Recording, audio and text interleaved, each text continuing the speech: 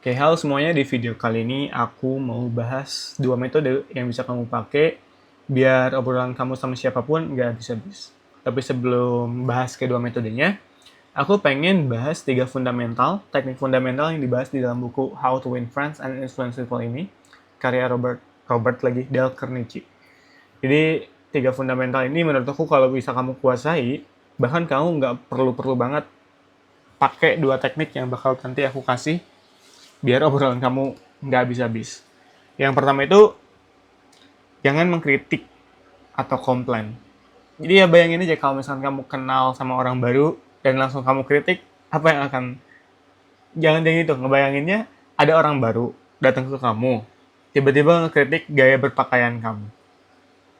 Kira-kira kamu tertarik gak sih buat ngobrol, buat deket, buat interaksi lebih lama sama orang ini? Kalau aku, mungkin enggak, tapi lihat konteks juga sih.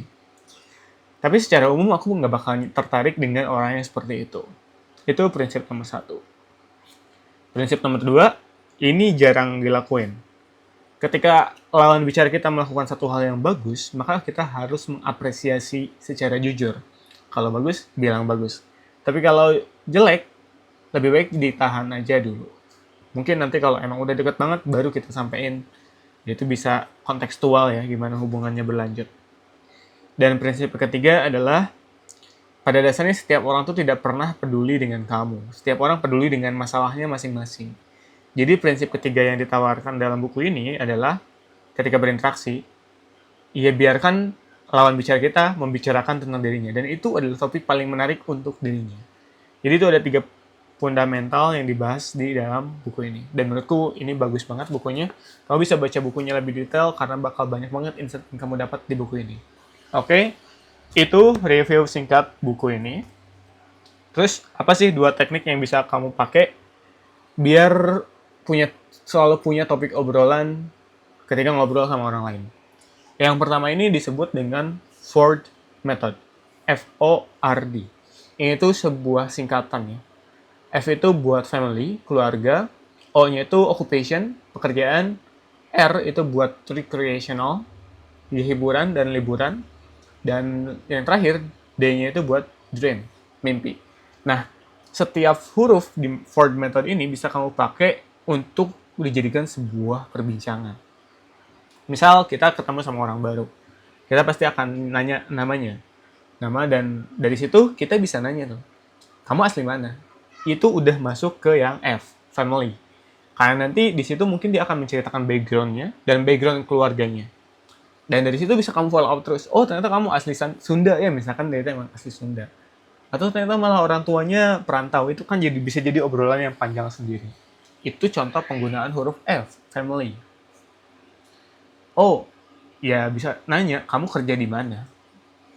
Itu kan juga sebenarnya bisa nyambung dengan obrolan yang tadi. Oh, ternyata kamu perantau ya. Kamu di sini kerja di mana kalau boleh tahu? Nah, dari situ kan juga bisa di follow up lagi. Oh, ternyata kerjanya di marketing agency. Kamu suka nggak sih sama pekerjaan di marketing agency? Suka. Nanti kamu bisa bikin bukan bikin skenario, follow up lagi pertanyaannya kenapa suka. Atau enggak, kenapa enggak. Itu kan jadi obrolannya sangat panjang tersendiri. Itu occupation atau pekerjaan atau O. Kemudian R, recreational. Sesederhana kayak kalau lagi gak ngapa-ngapain nih, biasanya kamu ngapain? Atau di waktu luang, apa yang suka kamu lakukan? Atau kalau lagi libur panjang, kamu suka ngapain? Itu pertanyaan soal recreational. Bisa juga kalau misalkan ini konteksnya udah kamu kenal dan kamu tahu bahwa orang ini tuh baru aja jalan-jalan dari luar negeri. Bisa kamu tanyain juga dan bisa jadi topik obrolan yang sangat panjang. Itu soal R, recreational. Yang terakhir berarti Ford, D, dream. Kita bisa nanya soal mimpinya, karena bisa aja orang itu nggak suka sama pekerjaan atau suka sama pekerjaan, tapi mimpinya sebetulnya bukan di situ. Kamu bisa tanya kayak, kira-kira 10 tahun lagi kamu masih pengen gak sih stay di pekerjaan ini, atau kamu punya hal lain yang pengen kamu kejar? Atau misalkan di usia tua nanti sebetulnya kamu pengen tinggal di mana sih? Apakah memang pengen stay di Indonesia atau ada destinasi negara yang memang pengen kamu kejar? Itu adalah contoh-contoh pertanyaan yang bersangkutan dengan huruf D di metode Ford atau Dreams. Jadi metode Ford ini bisa kamu pakai buat Ya tadi, seperti yang aku bilang di awal, sebenarnya tujuan metode ini adalah biar kita selalu punya obrolan dengan orang lain. Dan bisa di follow up lagi. Misalkan dari D tadi ya, oh ternyata setelah dia nyeritain mimpinya, kamu bisa follow up balik lagi ke F. Apakah keluarga kamu setuju dengan mimpi yang kamu punya? Itu kan sebetulnya bisa jadi obrolan yang sangat panjang lagi. Bisa jadi podcast sendiri kayaknya. Dengan pakai metode Ford. Dan ini baru metode pertama. Aku tahu metode ini tuh di tahun 2020-an, kayaknya di YouTube gitu, ada tiba-tiba lewat, lupa dari siapa. Yang jelas metode ini bisa dipakai buat kamu yang suka kebingungan nyari topik obrolan. Ini bisa dipakai dalam konteks casual, bahkan konteks profesional juga bisa ya. Dan biasanya kalau di konteks profesional, misalkan lagi lunch, makan siang kita pengen lebih dekat dengan seseorang atau kita pengen berrelasi dengan orang tertentu karena ngerasa dia punya value yang kita butuhkan, kamu bisa pakai metode ini buat deketin dia. Dan kita lanjut ke metode yang kedua. Metode yang kedua ini aku bahasnya, bukan bahas ya, aku dapat dari buku ini. The Best Book Ever Read, Story Worth It. Aku pengen banget bahas buku ini secara komprehensif, tapi masih belum juga. Cuman metode kedua ini aku dapat buku ini, dan metodenya itu sebetulnya diajarkan penulis buat kita sendiri. Tapi menurut aku, ini juga bisa jadi topik obrolan. Dan kalau nggak salah memang bisa dipakai buat ngobrol juga. Nama metodenya adalah First, Last, Best, Worst. Pertama, terakhir, terbaik, terburuk. Jadi itu tuh semacam format. Kamu bisa bikin tabel, first, last, best, worst. Kemudian kamu juga bisa bikin dari sini. Apa dari sini ya? Jadi samping misalkan kategori. Nah, cara pakainya gimana? Dari first, last, best, worst ini, kamu masukin kategori apapun yang kamu mau. Misalkan kamu suka ngopi dan kamu lagi ketemu orang di coffee shop. Kamu bisa tuh masukin tema kopi ya. Dan kamu bisa nanya ke lawan bicara kamu. Kamu inget gak sih pengalaman pertama yang bikin kamu suka sama kopi? Itu first. Kamu juga bisa follow up nih. Kopi terakhir yang kamu minum selain di coffee shop ini, apa? Itu last. Yang best, mungkin kamu juga bisa nebak ya. Kopi terbaik yang selama ini kamu coba.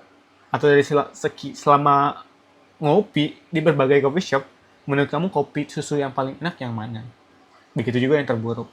Kamu bisa nanya, menurut kamu pengalaman atau experience coffee shop terburuk kamu yang mana? Itu kalau misalkan ngopi. Lebih spesifik mungkin tadi lebih ke coffee shop ya. Atau kalau misalkan ternyata lawan bicara kamu itu sukanya buku. Kamu bisa nanya tuh, buku pertama yang bikin kamu jatuh cinta sama membaca apa? Buku yang terakhir kamu baca apa? Dan itu kan sebenarnya bisa di-follow up. Buku pertama, kamu bisa tanya insight-nya. Buku terakhir, kamu bisa tanya insight-nya. Buku terbaik, kamu bisa tanya insight-nya. Buku terburuk, kamu bisa tanya insight-nya. Jadi gitu cara make first, last, best, worst kurang lebih. Atau misalkan contoh lain, HP. Ingat gak sih kamu pakai HP pertama kapan? Terus cara dapatnya kayak gimana? Kan bisa aja HP pertamanya itu hadiah dari orang tua, atau mungkin dapat giveaway, kan nggak tahu ya. Itu bisa jadi topik obrolan sendiri. Terus ya misalkan, ya tadi ya, first, last, best, worst. HP pertama, HP terakhir apa? HP terbaik yang selama ini kamu pakai apa? Dan HP terburuk yang selama ini kamu pernah coba apa? Jadi itu sebetulnya 2 metode yang bisa kamu pakai buat nyari topik obrolan.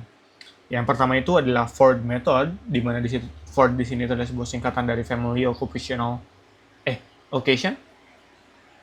Loh, aku tiba-tiba lupa. Pokoknya keluarga, pekerjaan, rekreasi, dan mimpi. Itu bisa kamu pakai. Dan metode yang kedua ini, First, Last, Best, Worst, bisa juga kamu pakai buat jadi topik obrolan, atau nyari topik obrolan. Dan mungkin itu aja sih buat video kali ini. Semoga videonya bermanfaat. Dan kalau ada yang mau kamu tanyain, bisa tulis aja di kolom komentar. Sampai jumpa di video yang lainnya. Dadah!